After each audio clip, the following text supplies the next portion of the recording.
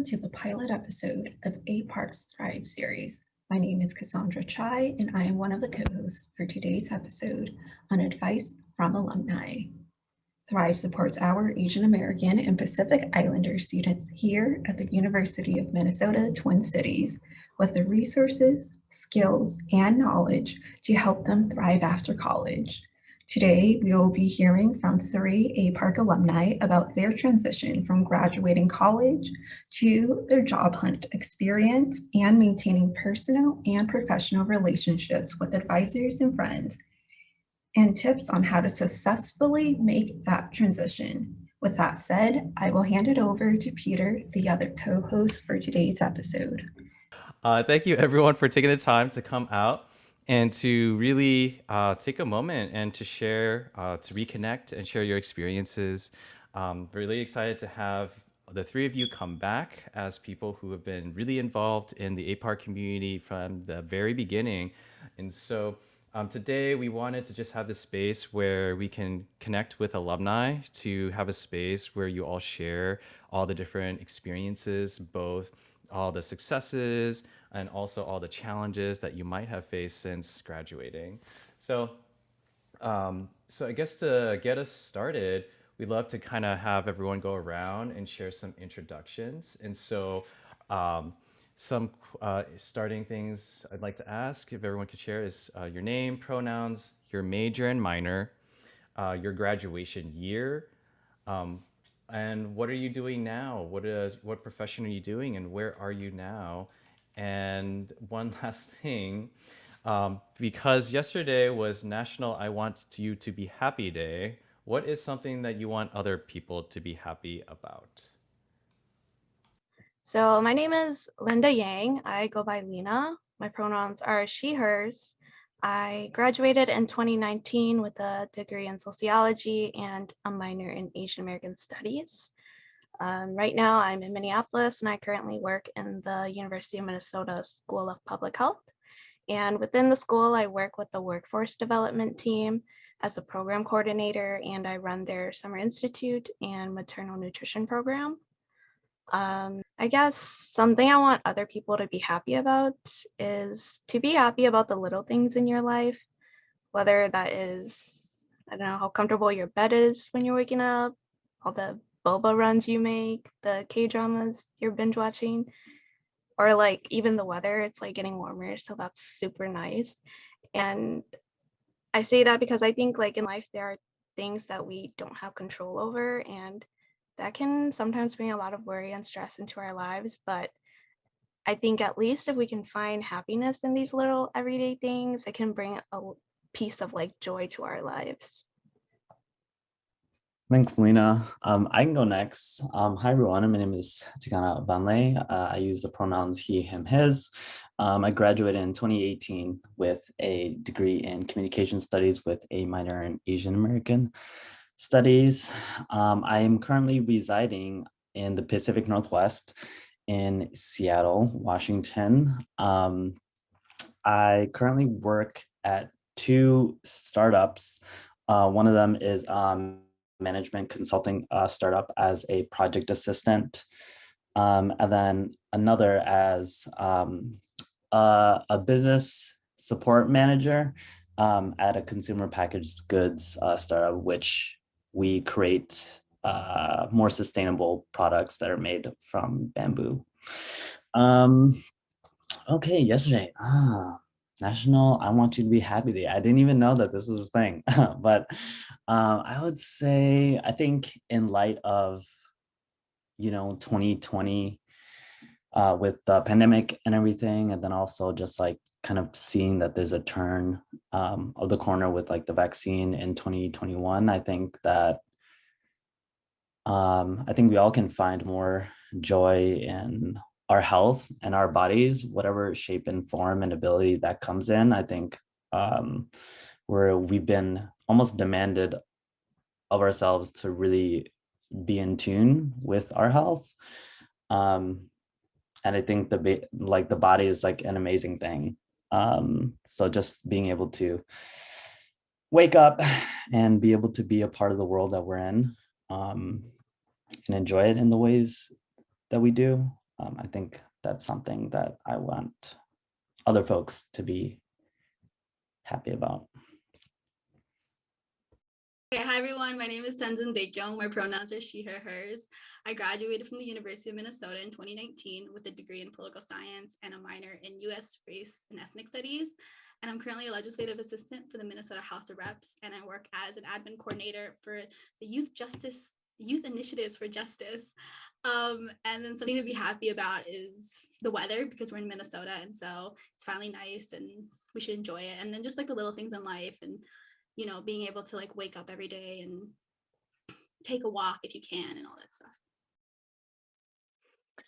Hello, everyone. My name is Peter Lim Tong Virat, pronouns he, him, his. I graduated with a bachelor's in biological sciences, minored in Asian American studies, and then I went to go get a master's degree in higher education. In 2015. And so what I'm doing, I am serving as the program coordinator for APARC, the Asian Pacific American Resource Center, where I've been here since its creation back in 2017. And where I'm at right now, I am in San Jose, California, taking advantage of working remotely and being in the sun and running away from the Minnesota blizzard and all of that. So first time having a warm winter. Something that I'm hoping, or that I want other people to be happy about. I think I connect a lot with what was said already. So I just feel like that's a big trend of, I think ever since being in COVID times, folks feeling like you have to work really hard to still get through, feeling the pressure to still excel, even though we already are excelling by just surviving. And I think that's something that we should try to, I guess, like acknowledge more, that like everyone already has been doing a lot, and being proud of that, because it's been a rough year. Um, so yeah, that's what I guess I hope people can see. Hi everyone, my name is Cassandra Chai, pronouns she, her, hers. I am one of APARC's graduate assistants. I received my BA in anthropology with a minor in political science from California State University, Long Beach, and received my MA in anthropology with a certificate in Southeast Asian Studies. I am currently in the culture and teaching program here at the University of Minnesota. To answer the question on what I wish other people can be happy about, I would like to build off Lena's response about the bed and add that a nice fluffy pillow complements the bed. It's kind of like they're married in a sense, like you can't have one without the other. I say that because I have the worst time sleeping, and waking up in the morning with a good night of sleep is a great way to start off the day. So I wish everyone a good night's rest. Also, Tenzin, you had mentioned going out when the weather is nice here in Minnesota, and it reminded me of how much I took the weather for granted before I moved to the Midwest for graduate school. So, a little personal story. I was born and raised in Southern California and never experienced true winter and never knew that seasonal depression was even a thing. I eventually adjusted over time through, even though the experience was difficult. I was wondering if anyone else has gone through a similar experience, or how your transition from graduating with your bachelor's degree was like for you. I think the biggest transition was like me being okay with that, like things were changing and there was nothing I could really do to stop that change from happening. Like everything that was happening was outside of my control. And I feel like for a lot of times, like in college, you have a lot of control sometimes over like your schedule. Like if you don't want to take a Friday class, you can make it so you don't have to take a Friday class. If you, like if you want to major in this, like you can add a major or you can add a minor, like you're able to sort of say like yes or no. And then, so I've always had that option and that choice. And then senior year happened and that summer happened and all my choices felt like they were sort of robbed from me. Like I had to stay in Minnesota. I had to help my family. And I wanted to do all those things, right? And I'm glad I did all those things. It just wasn't the life that I had planned out.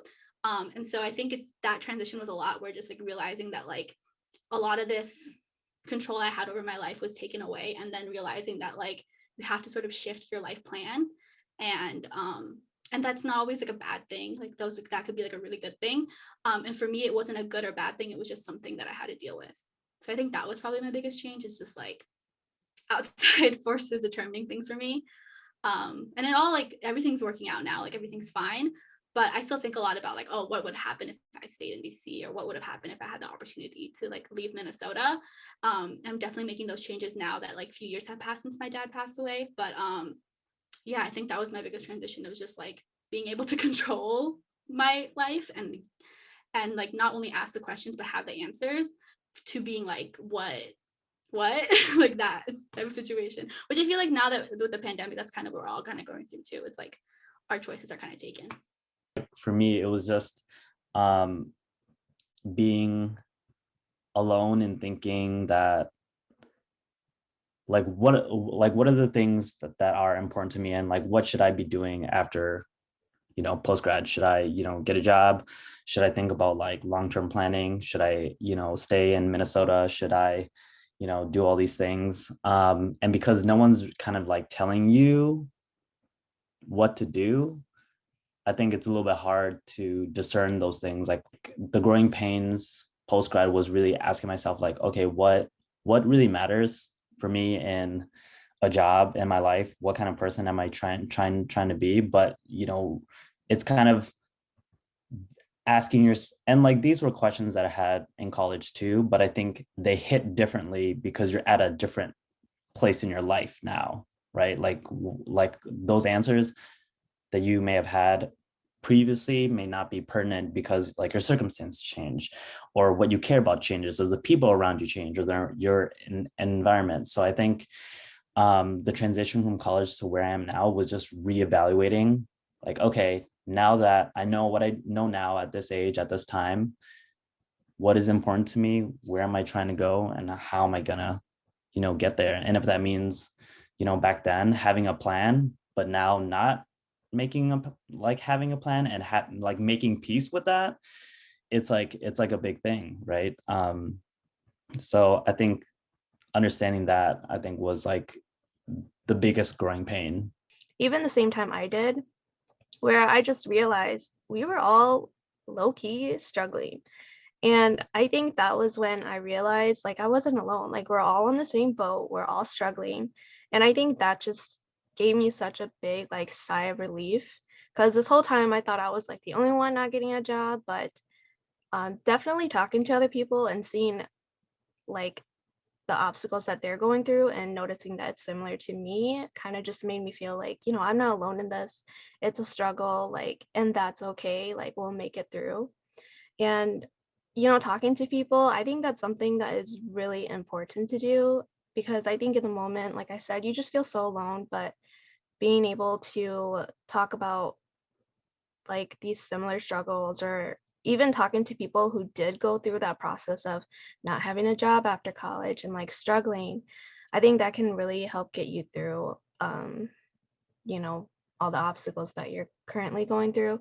And I think after that, I became more patient with myself, and also became a little more hopeful that things would work out. And after 3 months of being patient with myself and taking it a day at a time, that was how I ended up in the current role that I am now. So yeah, overall advice for people who are struggling is just talk to other people, trust the process. There is usually always light at the end of the tunnels. Yeah, thanks for sharing. I experienced something kind of similar but different. So when I was an undergrad, a few months before graduating with my BA, I was offered a position for an organization that's program that I was interning for 2 years. And I was also accepted into two graduate schools that I had applied for, the U of M and Northern Illinois University. I had to negotiate between those three options. And similar to Ghana regarding reevaluating.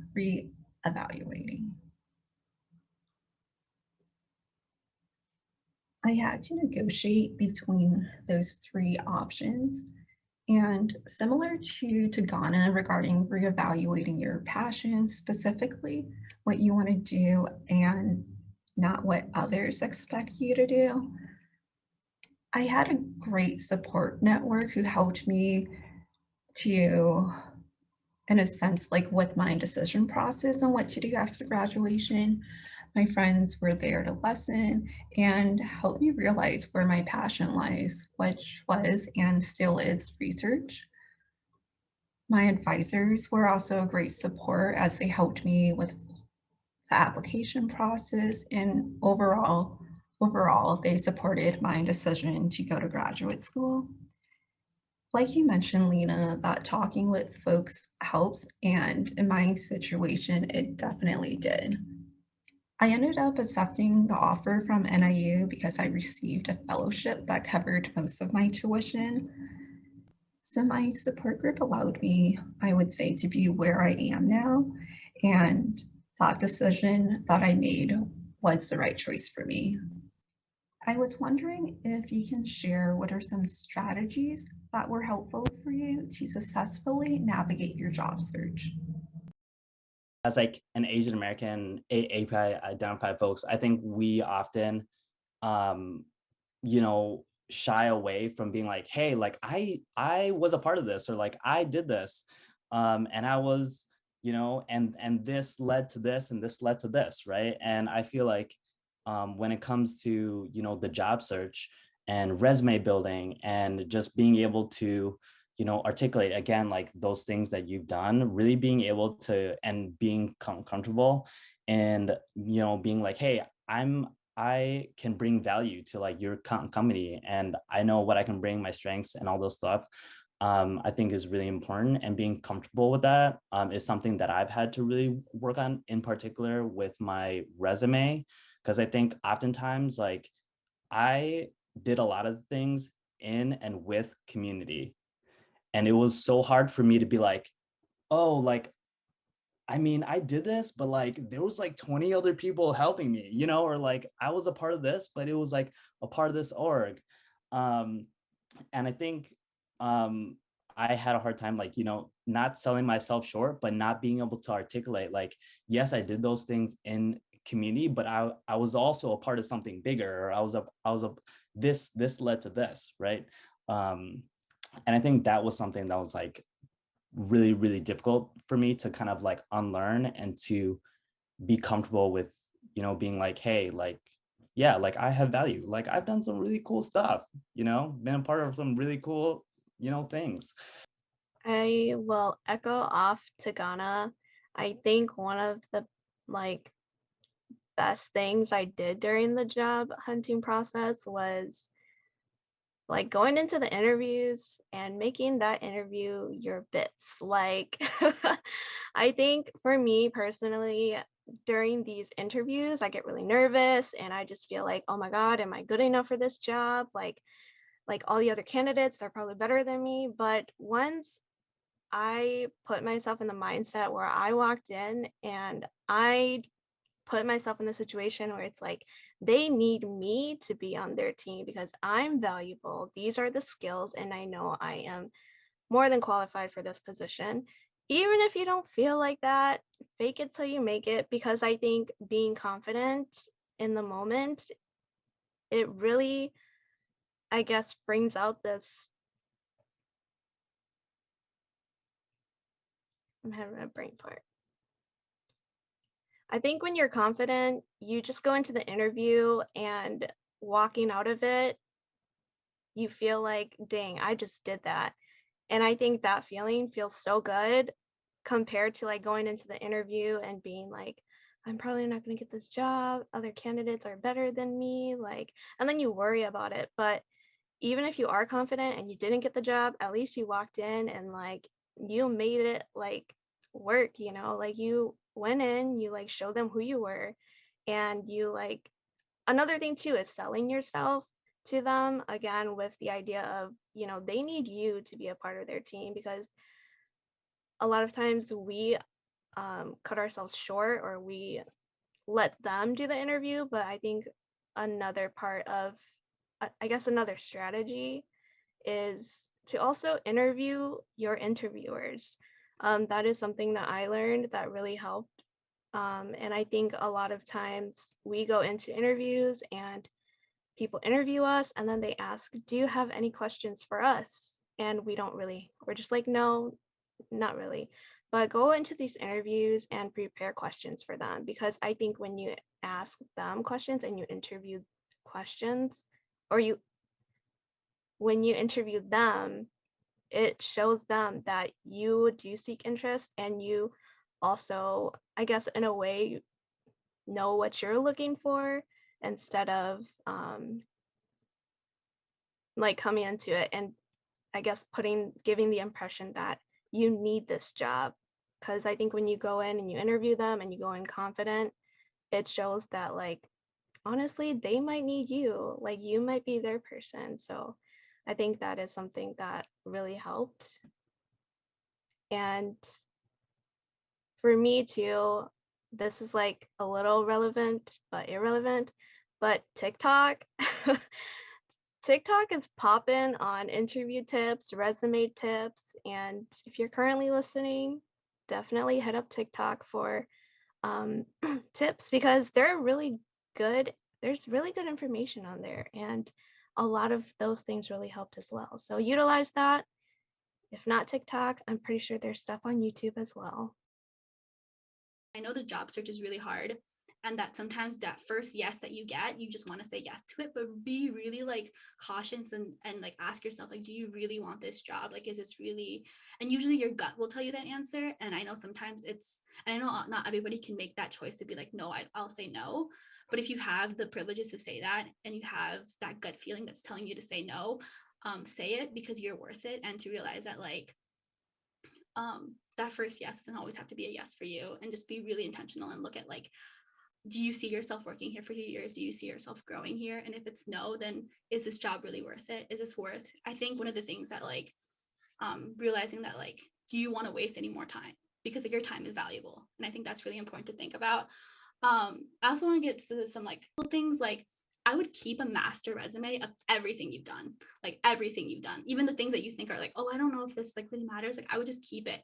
And then I would use that to reference like when you create a new resume or when you're trying to like draft something up, because you'll be able to look like when you see their qualifications and you're kind of saying to yourself, oh, I've never done something like that. Look back and realize like, yes, you have, just in a different capacity, in a different way.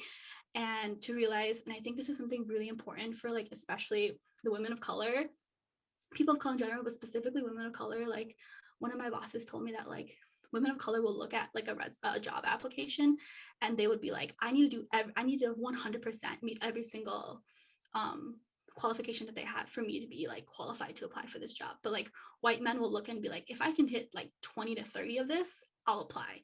So like that's my thing, is like apply for jobs that you think you're qualified for, that you think you're not qualified for. Just apply for them, because there are people who are unqualified working those jobs right now. And so I think that's like, if you ever think like, oh, I can't do this, like take that mentality and just apply. And then if you get an interview, that's just proving like, yeah, you can do this. And even if you don't get the interview, you still can do it. So I think that's really important, like especially for like the women of color, the Asian women listening to this podcast, like apply for that job, even if you only like just always apply, because like it's not your job to tell yourself no. Like why are you rejecting yourself? Like other people are going to give you a lot of rejections anyways, so don't like set yourself up where you're giving yourself that out. And so I think that's all I really have to say. Connect with your mentors, reach out to people, connect with people over LinkedIn. People are really, really nice, and they really do want to help people. And I feel like if you have a relationship with these folks and you know somebody who knows somebody who works there, like I would reach out to them. Like that's how one of my friends got her job, is like someone she knew someone who knew someone. And then she was just like, I'll just connect with them. And the worst thing they can ever tell you is no, and usually they don't. And so never be like, I know it's always awkward to make those LinkedIn messages or just send that first email, and you always feel like you're bothering people. Like that's how I always felt, but you never are. And people are really just love to like connect with people and mentor people, even have a conversation. And now that it's over Zoom, it's so much easier to have too. Like people are just able to like fit you in throughout their day. So always do that. But that's like all I have. Resonated with most of the things you all shared. specifically knowing yourself, knowing your strengths, and taking risks. I do not have a career, but thinking ahead in the future as a PhD student, there's like this idea to earn your degree, get a postdoc, become a professor with the end goal of tenureship. My advisor, who is Southeast Asian, has provided me with so many opportunities to build my CV. And having a professor from the same cultural background who understands the difficulty of navigating a system that was designed by and made for white men, I am referring to the education system, has been a great source of support. But like you had mentioned earlier, Tenzin, you can plan out your life, but things will change, and that's okay. And for me, I have like backup plans from A through Z and like A through Z part two. And what keeps me motivated is family. Like I will work hard just so I can go back to California and be close with them. So, to Ghana at least, can you explain that transition of maintaining your personal and professional relationships from Minnesota to where you are now in the Pacific Northwest? Yeah, man, that's a good question. So in the shift, I think, and then with the rise of like social media and like other platforms and whatnot, I think maintaining like personal and professional relationships like look a little bit different. And I'm gonna kind of like segue the two because my personal relationships look a lot different than my professional relationships. But I would say in the context of like COVID and also being, kind of like, well, not kind of, but literally like halfway across the US from some of these folks, is that for my professional relationships, this is hard because, and I'm not trying to give a cop-out answer and say it depends, but I think I've heard a lot of like people who have told me to like find professional mentors and check in with them or like provide value, engage in what they're doing, ask for advice. And that was kind of the example that I forgot to mention in like job seeking strategies post grad, was that like I read a lot of these articles, had a lot of friends who kind of like touched base or like got coffee or like had monthly check-ins with my mentors, and that kind of structure didn't really work for me in my professional relationships, depending on like who I was in community with. And I think what kind of like overarching theme there is that like professional relationships don't need to just look like one thing. Like it's almost like whatever works for the mentor, the mentee, and the relationship, and that feels good for you, whether that mean like you're checking in like every 6 months, once a year, or you're informal where you're texting each other, right? I have really great relationships where I talk about everything but like the professional, and it's like just like life advice, or and that's through like texting or emails. So I think it's a little bit hard to kind of like prescribe a way that like I personally maintain professional relationships.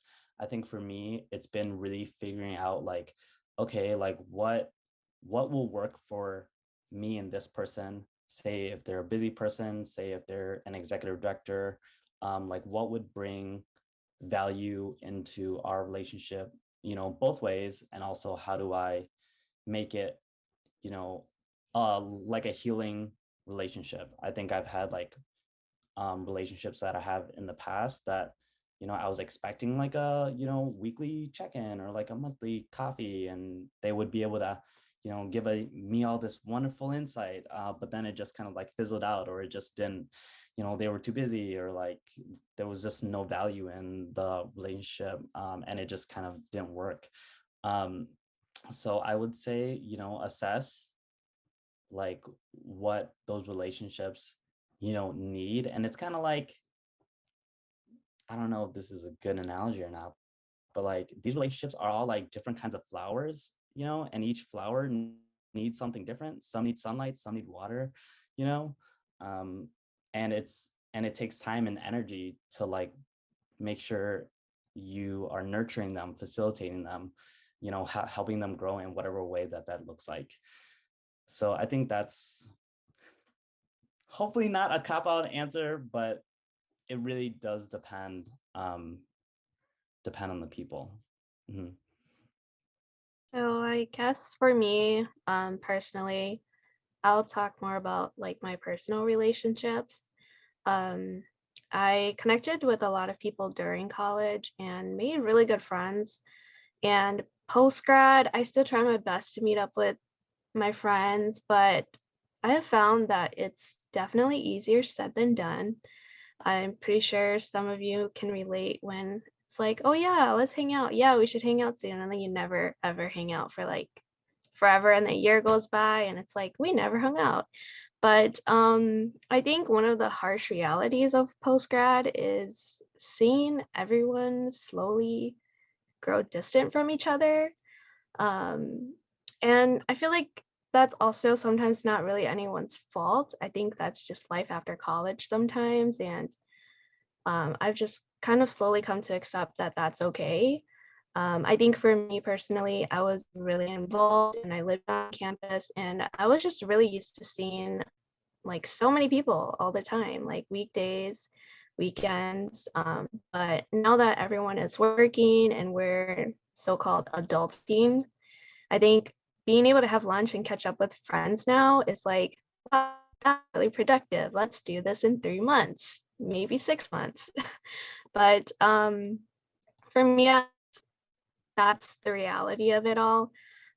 However, I feel like when you do build really good relationships with other people and you both know like your capacity in terms of like, you know, what does hanging out look like now? What does our friendship look like now? Um, no matter like how long you last hung out, I think you will always be able to pick up where you left off of. And I think relationships like that are really valuable. Um, and I think a lot of it too is working full-time jobs and just being busy with life is very exhausting. And then your weekends go by really fast and everyone's tired. And again, for me, I feel like within my friend circle, a lot of us like might not have the same energy like we did in college, where we always hung out and we went out and did something every weekend. But I do definitely recommend catching up every month or two, or maybe even three, because for me, time goes by really fast now that I'm in this adulting world. Because I swore I blinked in December and now it's March. So, yeah, definitely take time. It's like one day out of like 3 months to catch up with someone you've been thinking about. Also, something silly that might help maintain these positive relationships too, personal relationships post grad, is even as simple as like texting or messaging often. Um, my friends and I send a lot of TikToks to each other and memes. Um, and for one of my group of friends too, we have a Discord. It's a communication platform, and we talk about a bunch of things on there. They host movie nights, game nights often. So that's also like a good way of keeping everyone connected and I guess giving everyone that sense of like community that like they might lack outside of post grad. So yeah. But I would echo everything Lena and Takana said. I found that like my personal relationships actually kind of thrived post grad because I felt like during except we transitioned to like we used to always talk about school because we'd be like, oh my god, this test, this paper, and now we're always talking about work, like, oh my god, this thing, and so that was kind of funny. But I think one of the great things that really like strengthened my personal friendships and relationships during this time was the fact that all of my friends we were all going through the same experience. We were all looking for jobs. We were all out of college.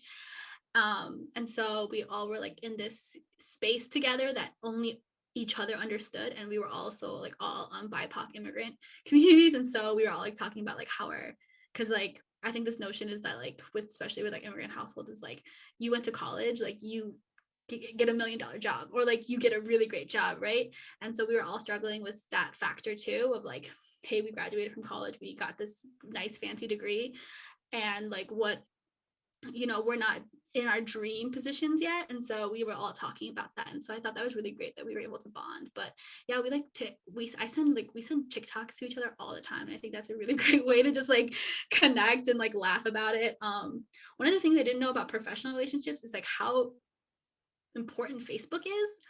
And so like I'm not a very big Facebook person. I'm more on Twitter, and I feel like maybe like a lot of the younger kids, like the Gen Zs, are also like more on Twitter or TikTok or Instagram than they are on Facebook. But like Facebook is a really powerful networking tool, I feel like, and everybody's on Facebook. And I realized that like as soon as I got a job, all my coworkers or my bosses would add me on Facebook. And that would be like a way that we would like have this communication going on, and like that would be the way I would know about events that were happening. And so I would recommend like if you don't have a Facebook, maybe just creating one or just like using it for work purposes. I don't really even post on my Facebook anymore, and I would delete it if I could, but all of my bosses and all of my coworkers have added me on there, so I just don't feel like I can delete it. But I just try to meet up with my boss, my old boss, because I used to work at a nonprofit, and she was like she was just such a great mentor and a great supervisor. And so I try to see her like once every 3 months, or like once every, I do like a semester, like once every semester you see them. And so like twice a year, which doesn't seem a lot, but it's enough to like keep a relationship going and build that communication there. And like we'll text each other sometimes, like she'll text me pictures of like her dog and in like the cutest little outfits. And so I'll text her pictures of like funny things that my little brother has done, because I don't have a pet, so I have a little brother. So I try to like do something like that. So I think that's like, it doesn't even have to be that serious. And I think it really does depend on like the relationship you have with your supervisor or your coworkers, like if you guys have that type of like funny joke relationship, or if it's more serious. And so thankfully for me, like all my relationships that with my supervisors and coworkers have been more of like a friendship almost. And I think that after I left that position, like I view her as like not only like, oh, she was my mentor and oh, she was my supervisor, but like she's a friend of mine, and she's like a person I can rely on. And so I think that like make a Facebook, text your friends, and just like text them like, how are you, or like how's it going. And but I definitely think it's hard. Like after work, I'm exhausted. I like don't want to do anything except for sleep. And like sometimes like and there's times where that happens, and like that's okay. Like if you go out week and you're like, oh, I haven't said hi to my friends, I feel like there's that understanding that we're all trying to like not only survive this like work from home lifestyle, the 9 to 5, but also like a pandemic too. And so I feel like people are really like giving each other a lot of grace and space to do that. So if you have these relationships and are able to maintain them, that's great. But if you find yourself slipping, like that's, give yourself grace too. Like we're all trying to adjust to this new normal. Thank you, everyone, for sharing all those experiences. And I think really going in deep with all of the, like all the highlights and also all the challenges, and like nuancing and breaking past this, like romanticized vision of what post-college is, because it's so messy. There's so many difficult decisions. So I appreciate all of you sharing a lot of your personal experiences and being real with everyone. So since we only have like just a few minutes left, we wanted to, I guess, like end with a last question. Like, what last advice would you give to current API college students on how to thrive after college, or just any last words of wisdom in general? Honestly, I would just say be kind to yourself, and be kind to yourself, because it feels that like once you graduate, it kind of feels like the benchmarks of like what success is, I feel like kind of get blurred and sometimes. And so it's easy to be like, I don't have a job, I'm not successful. Or like, we're used to like there's no one after college, like there's no one giving you a grade of like how you're doing in life. Like you have an A, you have a C, you have a B, right? And so like I feel like sometimes you take it upon yourselves to give those grades to yourself, and you're always you're your worst critic, right? So you always think like, I'm failing at life, and that's never true. And I think that you just have to really be kind to yourself and show yourself grace and realize that like not all your dreams are going to come true in the first 2 years after graduation, the first year of graduation, and that's completely okay. And to also like really enjoy this moment of like after graduation and these like your 20s or whatever you age you are, just like enjoy that time, because it's also like a time where you can really learn a lot.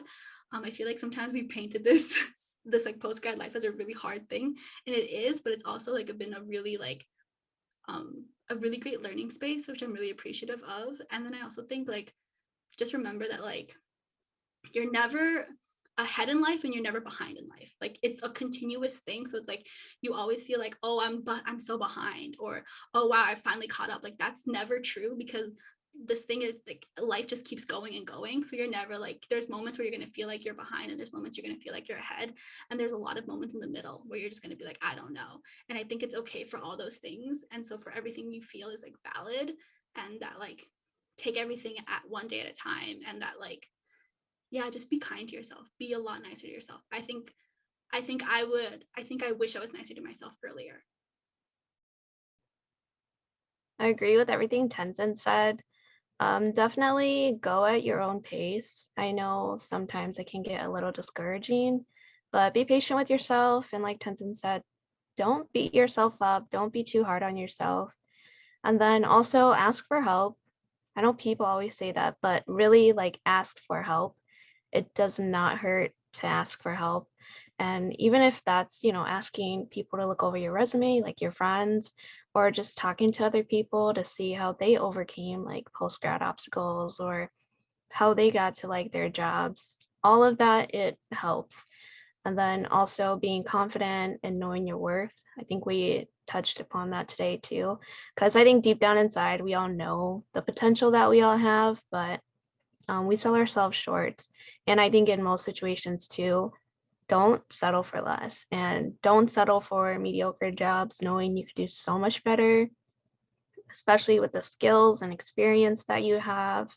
Like Tenzin said earlier, you don't have to say yes to that first, yes, you got the job response. And then lastly, I would say network. People always talk about networking. And for me personally, I think when you're in college, network there, even if it means getting to know people in your community, your classmates, making friends, because in the end, you'll know people who know someone that can snatch a job for you or connect you with someone or even refer you over to like potential opportunities. So that is always really nice. And then also enjoy the time that you have in college and make the most out of it, because it can be a very good time if you make the most out of it, and it flies by really fast, and before you know it, you're graduating and then you're in the adult world. And there are fun things about the adult world, but there are days where I reminisce about college and think about like, oh, it was so nice not to worry about so many bills and like have to worry about what the future looks like after like getting this job and whatnot. So yeah. Both y'all shared like some really, really important parts. I think the only thing that I would add is, invest in your self-awareness. And I think that like, Lena shared, like, and Tenzin as well, like college is a really special time where, you're able, oh my gosh, I just broke my pen. Um, oh my gosh, I just like, my focus is on now, but like, right. So college is like a great time for you to explore, and there's so many opportunities that you can take advantage of, things that, are not going to be the same, post-grad, and I think that there's a notion that, you need to know like all these things in order to pursue, these opportunities, or you need to learn more information or XYZ. But I think it's actually flipped, where, you gain clarity by doing it versus like you need clarity in order to do that thing. And I think that like a kind of point to self-awareness is like, try out new things, like pursue, opportunities that will teach you whether or not you like it or you don't like it, or teach you more about what are your values. Because I think those things are going to kind of serve as like the foundation in which you make, life decisions after, post-grad, whether that be, deciding whether or not you want a job like this or not because of a job that you had, on campus, or, the type of impact or change that you want to have in the world.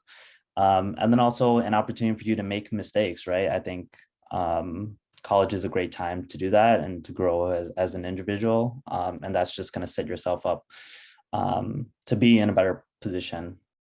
Thank you, everyone, for spending the last hour with us to share all of your different experiences.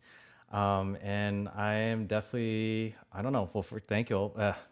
I am very thankful to have you all come back and share, taking the time out of your busy days, and to share so much important wisdom. So I think we can kind of end here. Thank you, Peter, and thank you to our 3 alumni, Lena, Tenzin, and Tagana, for taking the time to join us in the pilot episode. I believe your tips will be helpful and highly beneficial for our listeners tuning in. If you're interested in the Thrive series, please check out APARC's Networking Series podcast. That is a collaboration between Thrive and APARC's Career Connection series on Spotify. Thank you all for tuning in. Stay safe and be well.